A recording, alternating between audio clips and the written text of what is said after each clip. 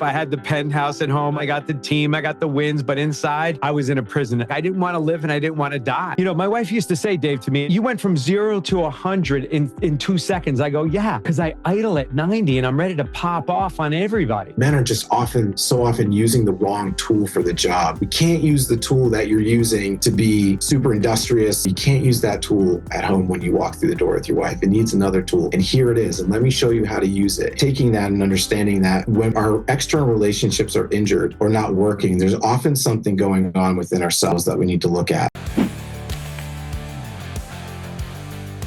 Welcome back to The Inside Man. I'm Gary Kadi. You can call me GK. And today, oh yeah, we're getting dirty today. We're going to be tackling when things get heated, how to repair and communicate in a healthy marriage. Now, I've got the world's best expert. He did it for me. And if he could do it for me, he could do it for you for sure. Today, I'm going to share with you who I call the coach's coach, personal growth workshop. I met him there. I was the only guy who did the workshop twice in 1 year, Dave. Wasn't that true? Dave Adamusko, welcome. Thanks for having me, Gary. Yeah, I'm super excited to be here. You can see I'm a little jacked up. Dave's a little bit more reserved than me, but together, we're going to create magic. Now, before we get started, don't forget to scan this QR code. You're going to learn about the upcoming Inside Man coaching experience. It's going to be 6 months of coaching where we're going to end with Dave and all the other mentors in Arizona. And you're going to have an experiential, transformational learning experience. So I want to make sure that you get the information because we're going to do it for a handful of guys. And I want to make sure you get it as soon as possible. And having Dave here today, you're going to get a real good taste of what we're going to be doing there. 8 years ago, man, I looked like I had it all. I walked into this workshop that Dave was leading. I was buttoned up. I had the penthouse at home. I drove to Pennsylvania to do this course. I had, my family's hanging out. I got the team. I got the wins. But inside, I was in a prison I couldn't see. I was just handcuffed inside this world. And Dave, you remember coming in, it was like I didn't want to live and I didn't want to die. I was at the end of my rope, if you will. And, one of the reasons why was because I was disconnected to everything. And one of the most important things I was disconnected with was my wife. So if you could just give us a little background about yourself, introduce yourself, and we're going to unpack this thing called how to have a repaired relationship and one that you can communicate healthy in a relationship. Yeah. Well, thanks for that introduction, Gary. Honored to be here and to chat with you. Good friend of mine, someone that just really formed a good relationship with. So thank you for having me on and look forward to chatting with you. This is kind of a little bit of a culmination of a lot of things. We have so many good chats and we're always sitting and talking, saying like, hey, we should record this. It'd be great if we had this on, and now we're finally doing it. So look forward to continuing our conversation. I'm a marriage and family therapist by training. And during that process, I've really come to love the study and understanding of relationships. It's something that fascinates me. And I've always wanted to see how they work, why they don't work, how to fix them. And so in that time, I've really set my life and career in helping people understand relationships and working through my own and doing that work as well. So what do I mean by that? When we understand relationships, we often think of external relationships, marriages, relationships with family.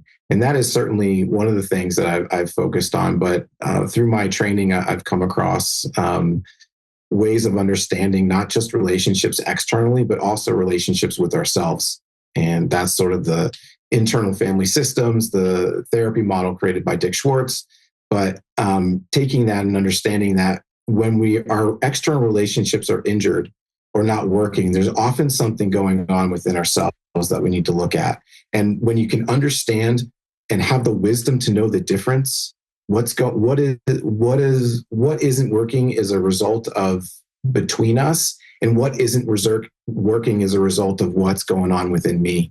When you can separate those two things out, you can make relationships really strong. The external relationships and starting with the internal And, that's why I love the inside man concept, really healing from that inside out process. Yeah. Live in Mesa, Arizona, and have a private practice. I do some traditional counseling with couples and individuals, and then I also do some professional coaching. Yeah, and the word therapy, I want to, address with our listeners, because 90% of men have a real challenge with that word, and that's why for me, you call it therapy for Dave. I would probably rebrand your company. I would say marriage coaching with Dave, because I just want to acknowledge this stigma of therapy. And I was one of them. I was the guy. I was like, there's no way I'm going to therapy. And it goes back to, we work with men who have huge outer success, really are missing the inner connection and inner fulfillment, and then don't want to lose their edge. And, therapy, has these stigmas attached to them, and also just bearing your soul, and just that's not what we're going to be talking about today. We're going to talk about real life. The thing I like about Dave and his work is yes, there's a psychological component that he understands, but there's a real life situation where I worked with Dave for 7 years every week. And every week, because every week I was slowly understanding that all my blame that I was blaming my wife for, my kid, my son. I sometimes think I have more than one, but my team, Dave, and Dave did a lot of work with me, with how I was leading my team. It's all connected. That's why the inside man, wherever you go in your underwear, there you are, right? Wherever you go, there you are. And I didn't put two and two together when we first started working together. He's like, have you noticed that everybody else is the problem and you haven't looked inside yourself yet? And that was, let's probably start there, as it relates to really understanding and validating what you were saying, Dave. The external, how things manifest themselves externally are really a direct correlation with who I was on the inside, and really what to do about that, right? And now I'm going to give you a scenario. Let's paint a scenario here. Do you want to say anything else before we move on to? I want to paint a scenario that I think every listener can relate to. You want me to go there, or did you have something to say? Yeah, I do. I want to comment on something. I just want to kind of dovetail on what you were saying about the aversion to therapy, and it's not necessarily everyone else's fault because the therapy industry, and a lot of people that get into it have often done a disservice to high achieving men. Mm-hmm. They've been kind of pathologized, and a lot of the way in which men like yourself protect wounds is pathologized and dismissed. Mm-hmm. And so there's a reason why a lot of men don't want to go to therapy. It's because when they get in there, they're being told that everything they're doing is wrong, that they're narcissistic, and there isn't a lot of patience for them. And what I've found is working with you and many similar to you is that the way that I can help you is by being direct and factual. Some of the things in ways in which you might be protecting yourself that might be hurting other people or hurting yourself is really just hiding some of the underlying pain. Exactly. And we're not going to just jump right into the underlying pain. We're going to talk about what's going on the surface and then get into that. And to do it with our feet on the ground, to talk about emotions, but also talk about them in a way that is practical and applicable. I'm so glad that you got the niche of high achieving men distinguished, because so often, I see, and that's why I created Inside Man. It's like boot camp. I don't need somebody to get in my face. I have enough people in my face, right? I don't need to be forced to do things. What I needed to do was really go inside and take a look at the parts that I haven't been looking at, and really go to, bring those to the surface and address them. And it wasn't as difficult as I thought it was. And all I was doing was stuffing it down and avoiding. And that's when I was numbing myself out, drinking and, doing all kinds of crazy, stupid stuff just to distract myself, workaholism. But when I really got straight, my life became unacceptable. It was unmanageable. I did not have a manageable life. And I had to throw my hands up and surrender. I was forced to surrender. Hopefully you're out there, you're not forced to surrender this. And by the way, surrendering is to let go of being self-righteous, raising your hand, which is a strength, and asking for help. That's what surrendering means. It's like, and from my perspective, it's not you're soft. It's like, or that you lost the game. You're not broken. You just haven't had somebody guide you. And I didn't have somebody guide me until I met Dave, because his approach was very simple. He's like, what do you want to create? And then we started looking. And like you said, you started at the top from the symptoms. And then I was able to bring it closer to me and identify my own situation, why I couldn't be compassionate, why I couldn't be patient, why I couldn't just respond. I was reacting. My wife used to say, Dave, to me, and you know this, I told you, she's like, you went from 0 to 100 in 2 seconds. I go, yeah, because I idle at 90 and I'm ready to pop off on everybody. Yeah. And a lot of times in traditional therapy settings, there isn't a lot of discussion as to why. And that's why people like yourself, if I explain to you why we're going to do what we're going to do, like why it's important to look at emotions, then you're going to go, let's tackle that. And I'm going to use that part of your personality that's like, yeah, let's go 100 miles an hour. All right, let's go as fast as we can into this emotional world. But there has to be a reason why. If there is no reason why, it just feels like we're dipping into this sort of emotional world just for the sake of being there, then there's a lot of hesitation and pushback. Exactly. If I go head to head and lock horns with Gary Kadi, I'm probably going to lose, first off. Oh, yeah. Or if I let Gary not have a voice and not be able to say, why are we doing it this way? Why is this important? And not not be allowed to push back, then, and me not push back against you, then you're not going to respect me or trust me. So I use the skills that you have and not pathologize them and say, hey, here are the tools that someone like Gary Kadi has. Here are the tools, but we can't use that tool for this. We can't use the tool that you're using to be super industrious and fast paced at work and tackling all the problems that you need to do there. You can't use that tool at home when you walk through the door with your wife. It needs another tool. And here it is. And let me show you how to use it. And you're going to be clumsy with it. It's going to feel awkward. But trust me, when you get better at it, it's going to make your home life better. Yeah, it's sort of like, men are from Mars, women are from Venus, right? Like it's probably a bad analogy. I hate using old analogies, but like there's just two different worlds colliding. And then we're supposed to know, like we're supposed to read minds and we're supposed to know how to interact.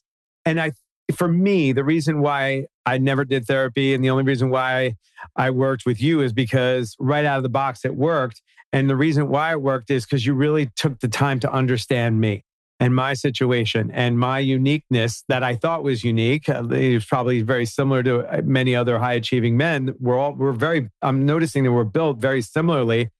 And it's just like, you said something there that's important. You tied it to that I could win at home, because if my home life sucks, my business life, I was obsessed with business only. And then, so obsessed that like my family took second, even though like in my head consciously, I would be like, oh, my family's first, God's first, my family's first, my sobriety's first.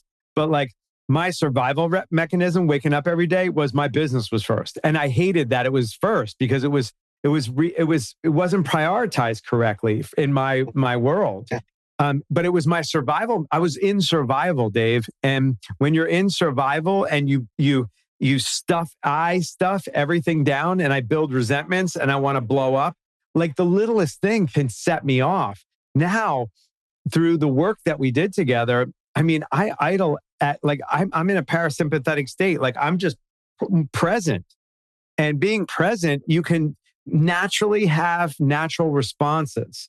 And then of course there's responses that you teach that allow you to have a connected relationship, even when you have to have those hard conversations with your wife or your kids or whomever.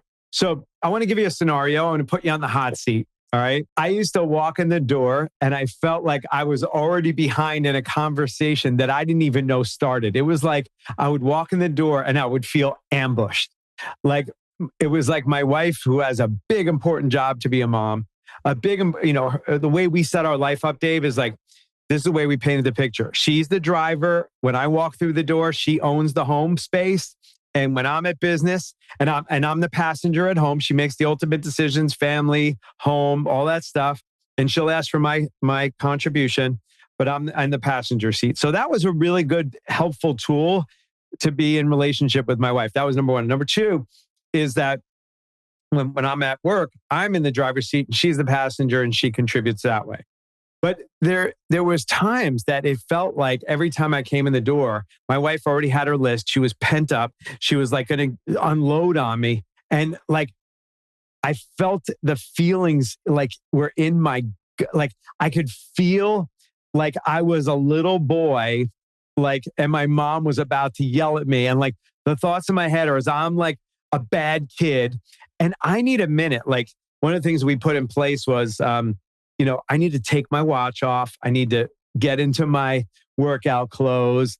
I can't get ambushed at the door. Like that just set my nervous system like twisted, right? And I was on the defense and then what happens is she would raise her voice and her tone and she was upset clearly. And I was applying the same way that like I dealt with, like at work, I'm the grand poobah. Like people just line up with me and like, if somebody gets hot with me, I'll just get straight with them. And it's like, it goes away and they know like ultimately, which was a poor way to run a business as well.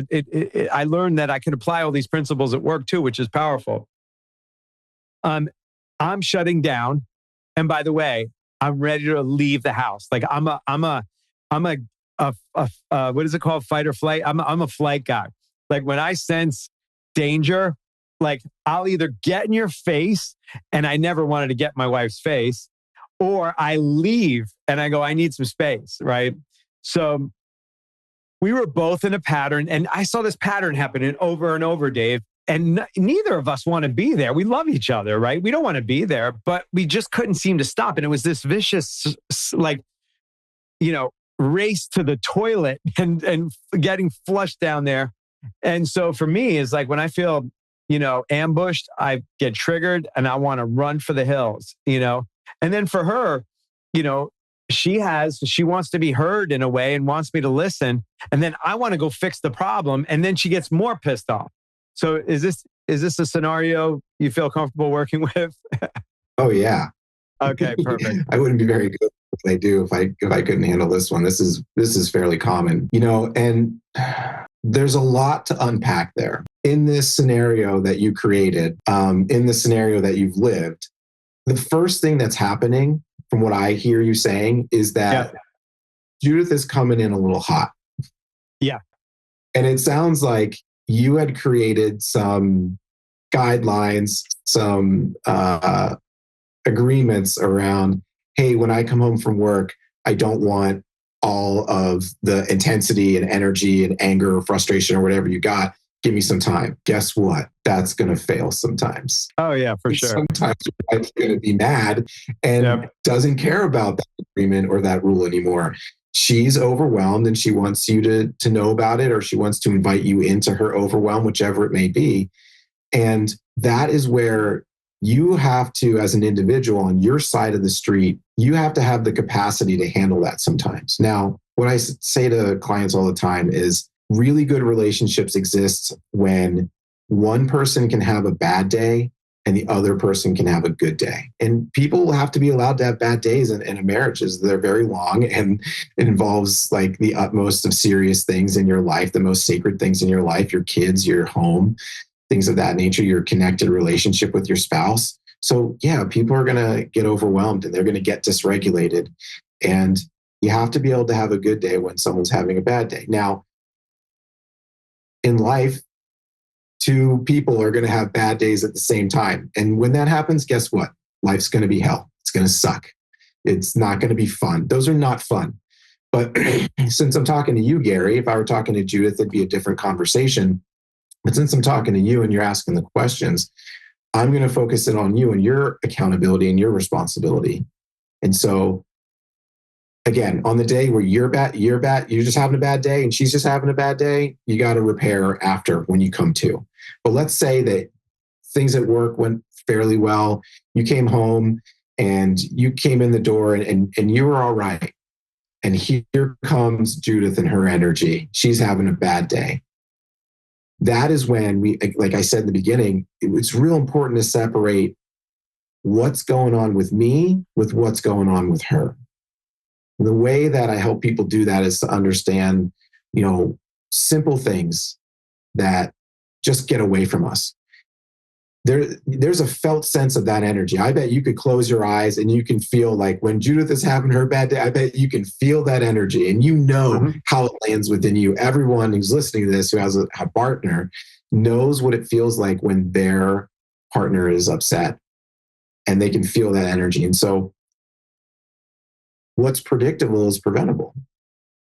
And if you can get a sense of your partner's patterns and what they do within you, you can start to react differently. So there are beliefs that are already starting. She's not respecting my boundary. She's doing this to me. And if we listen to our thoughts and hear the stories that we're making up, no wonder your body is in a threat state. Mm-hmm. So being able to slow down, and you mentioned fight or flight, that's the threat state. And what we do and say when we're in that is often things we have to take accountability for later. And so our central nervous system is ours to regulate. Our partner, we can help our partner. We can open the door as widely as possible for our partner to walk through it to settle. But ultimately, our partner is in charge of their central nervous system as well. So as you walk through that door and you start to feel all those things, that's when it's time to slow your breath, to slow your thoughts and go, ooh, when she's angry at me, I feel sad. We often don't feel the sad. We often don't want to feel the lonely, that vulnerability. And so these are the patterns that come up. When I feel vulnerable, when I feel sad, when I feel lonely, what comes up for me? And you said for you, it's I push away. I either engage the fight, but I don't want to fight with her. So the two tools that I have in my tool belt are fight or leave. And in this moment, that's not what she needs. She might need something slow and to be engaged. Well, this is weird because, we would have these conversations that you would help prompt us. Like we would do it after it blew up. And she's like, I need you to hug me. I go, that is like hugging a saguaro cactus. The last thing I want to do is hug you. And she's telling me she needs a hug. So we actually put this structure in place, and I want to give you this as a tool. When my wife comes at me like this, Dave, because I used to go to fix everything. And most high achieving men, problem, solution. I found the number one thing that's really started the sea change was the 3 H's. Honey, do you need a hug? Do you want me to help you? Or do you want me to just hear you? Hug, help, hear. That also gave me, Dave, and thank you for your recommendations on this. It created space and interrupted where I normally would go because I'm a street kid from Jersey. I'm a hayman. Like when we used to go to weddings, my grandfather used to get dragged out in handcuffs because he would go there, get drunk, and start fighting with family. I mean, every wedding ended up in chaos and people with like blood and cops showing up and people breaking out in handcuffs. So that's natural to me to fight, right? And then I was like, I can't, I never touched a woman. And it's like, so I've learned to run when it comes to a woman because I don't want, my family wedding, rituals to break out. You know what I mean? So hug, hear, help was really good. Allowed me to interrupt. The other thing is because so often guys come to me, they'll go, Gary, how can I don't want to react to things at work or at home. I want to learn how to respond to things. So I found pausing and interrupting my own agitation and then having something I could put in to ask my wife. And man, early on, Dave, those hugs were so weak. They were so inauthentic. Like when she would say, hug me, and she was in my face, like I was like, yelling. And, she was like, it gave her a hug, but it took the temperature down when that happened. And it's all this stuff for guys is counterintuitive when it comes to what a woman needs. And that's why I really appreciate you helping me educate what Judith was really needing and going through, and then what I could do to regulate my individual self so that everything started transforming. And then, you know what's interesting? The evolution of this, we hardly ever have these arguments anymore. Like they're like completely flattened out. And it wasn't because Judith changed. It was because I changed in relationship to what she needed. And now she knows she can safely come to me in a different way. And I'm not going to have those same types of reactions. So that same pattern that would escalate problems and almost bring us to the brink of divorce, we're healing and flattened it out. It's really a profound experience. And I really want to sincerely thank you. You saved my marriage because I wanted to give up at a couple of points that were really tight. And I don't take that lightly, Dave. It was, I didn't know how we were going to make it through. And I prayed and I just asked for help and you gave me all the stuff. And now we're like teenagers. We're like frolicking around. I love the word frolicking. We're having so much fun, but it wasn't always that way. There was a huge patch of living hell, in there. Yeah. Well, thank you. And, what I would say to that is you and Judith saved your marriage. I just brought you the tools that may be needed in order for you to do that. Yes, that's true. Thank you. What I'll sort of add to that and describe a little bit about, how I help people is I love those tools that you described, the 3 H's. I love how you and Judith have created that. That is beautiful. And in the beginning, it's really important to realize how important that regulation is and that self-awareness is. Hey, let me tell you what to do. Let me give you the words to say. What do I say to my wife? You're very practical and very goal-oriented and goal-minded. It's like, tell me what to do. I'm going to go out and execute it. And not only am I going to execute, I'm probably going to do it faster than everyone else. And it's like, great. Something to keep in mind with the tools is if your body's not regulated, the tools don't matter. That's true. In the beginning, that's what you were able to do with the tools. If you take the tools and you add that regulation, which you are and have been doing, that is what makes it last. Because I can give you the phrases to say to your wife, like, hey, here's the therapist-y words to use. Here's the better sentence to use. But if it's coming through a tone, a body language, I forget the percentage, but everyone knows this sort of 97% intention. 3% words, 90, 93%, 97%, it changes all the time. But is that communication is nonverbal. It's nonverbal communication. Mm-hmm. And so that is what getting aware of your body and your central nervous system will help you do, is to get aware of when that energy from my wife comes at me, here is what my central nervous system is programmed to do.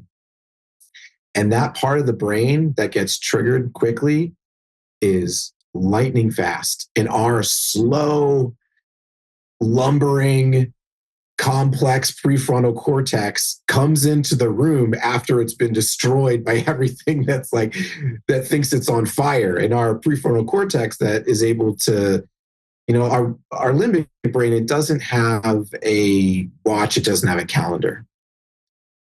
And it is very, very sensitive to anything that resembles past hurt.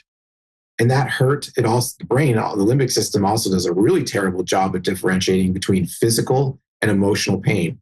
It really doesn't care. It doesn't distinguish between the difference as far as how it reacts to it. Whether I hit you in the hand with a hammer or I hurt you emotionally, the limbic system is going to go, well, we don't like that. Remember whatever happened around this time and lock it in and make sure we remember it, because if it comes up again, we're going to be ready. Never again are we going to be caught off guard, is what it says. And so when your wife is just having a moment, she's coming with that energy that looks like the energy that's hurt you.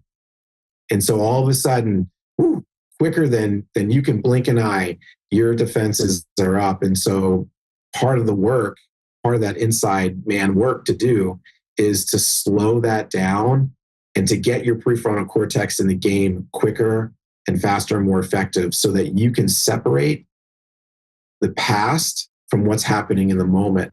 And the tools over time create that experience to where oftentimes men they get in this mode, like you said, of just give up. I'm damned if I do. I'm damned if I don't. Nothing I do works. I go to work and people listen to me. They implement what I say and we have success and we go to the moon. I come home and it's like nothing I can do fixes anything. And it's just men are just so often using the wrong tool for the job. And if they could just pick up that other tool like you've implemented, all of a sudden you go, oh, I do this thing and she calms down. I do this and we feel closer together. Then all of a sudden, you get that dopamine going in your brain, the same that you're getting at work when things are taking off and working and things are starting to groove and to move into motion. All of a sudden, you feel like you've got some element of control, element of influence on the relationship. And that's what we want to get men to. Yeah. And I love you gave me a beautiful tool that was counterintuitive to, my, wanting to fight with my wife. She comes in hot, right? And you gave me this tool and I'll never forget. I want to give it to the guys right now. What you have to say, Jude, really matters to me. So I'm like, you do this, I do that. Remember when you did this? You didn't put the seat down. You didn't do this. You didn't wash the dishes. Like all this shit. And like it all, like you talk to me about collapsing all these 10 things and you can't take 10 things on. And for me, and this is where like guys like think they're getting emasculated and it's not. It's just connecting. The script you gave me was what you have to say really matters to me. Now you were talking about taking the temperature down. Now I would be like hot. I'd be like, Jude, when I first practiced it, I was like, what you have really, really matters to me. Like I made sure I memorized that. And then the second piece is like the way it's coming out with raising your tone and raising your voice. It just makes me want to shut down. And I really care about what you're saying. Like, can I have 15 minutes just to calm down a little bit so I can be with you and really hear what you have to say? Because see, I never validated my wife. She would give me something and then the pattern would take off and it would get heated and louder and we would be ships passing in the night.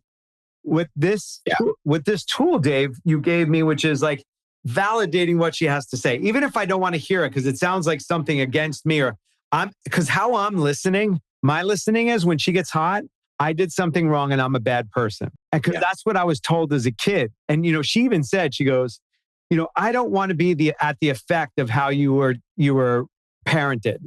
I shouldn't have to, but sorry, honey. I mean, this is who you signed up for and this is the deal. So, we've also had that conversation, which was great. And I understand her position on all this and I understand being hot, but it's like, the idea of like saying what you have to say really matters to me. And I want to be able to hear it. The way you're saying it has me want to shut down and run for the hills. And I don't want to do that. You asked me not to do that.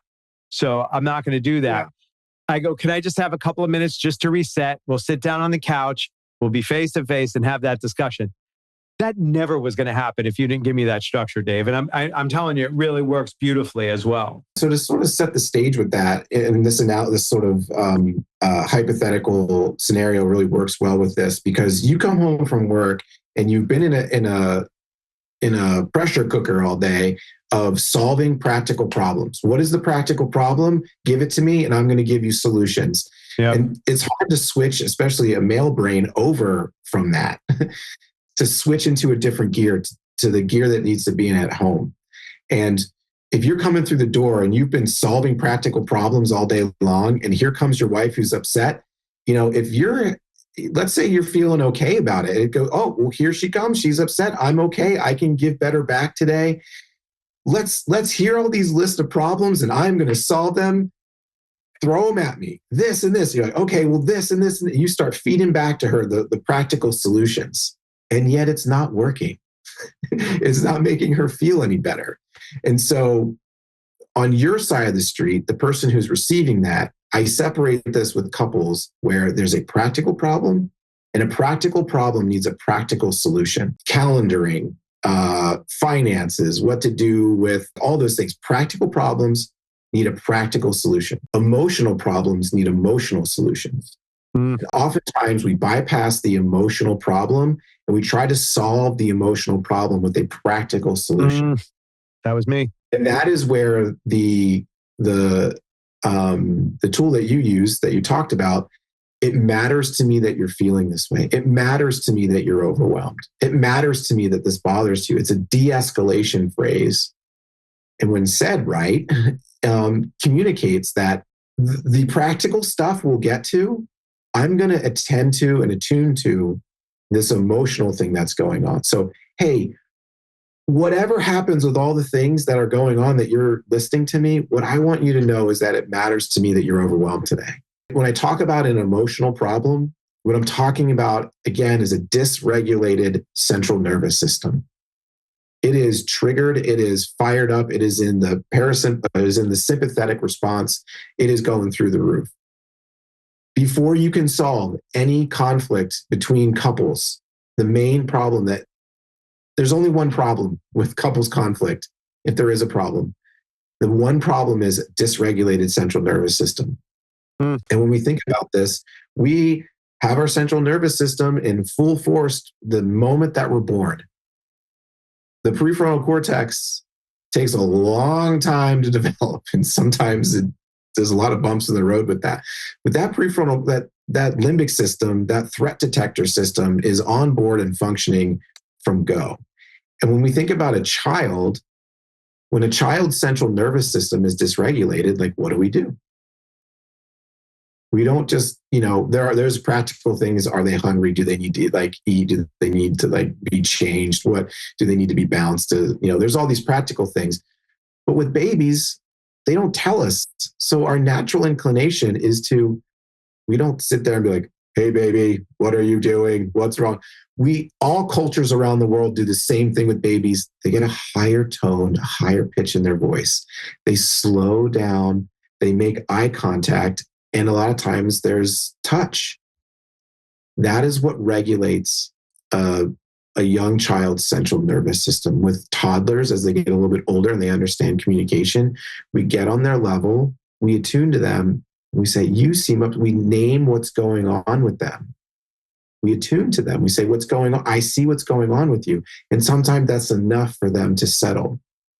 And we don't want to infantilize adults and treat everybody like children, but the same problem is going on that needs a similar solution.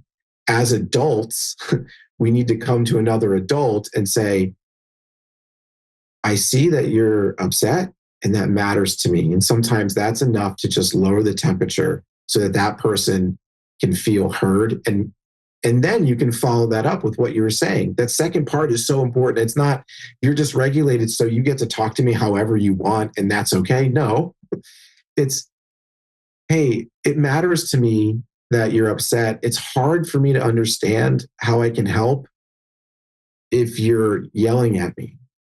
So then you get to make a request. Hey, let's slow down. Let's just take a breath. Let's hit the reset button. Can we try this again?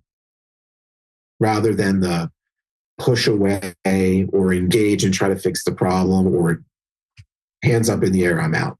Dave, would you like some and give some parting thoughts and how people can get in communication with you if you'd like to speak with Dave directly? Yeah, just parting thoughts of great to see you again, Gary.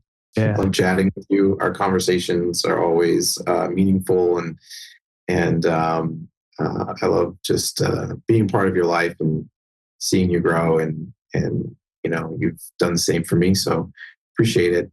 And people interested in finding me, you can find me at therapywithdave.com and also on Instagram at therapywithdave. I do a podcast and post some clips on there.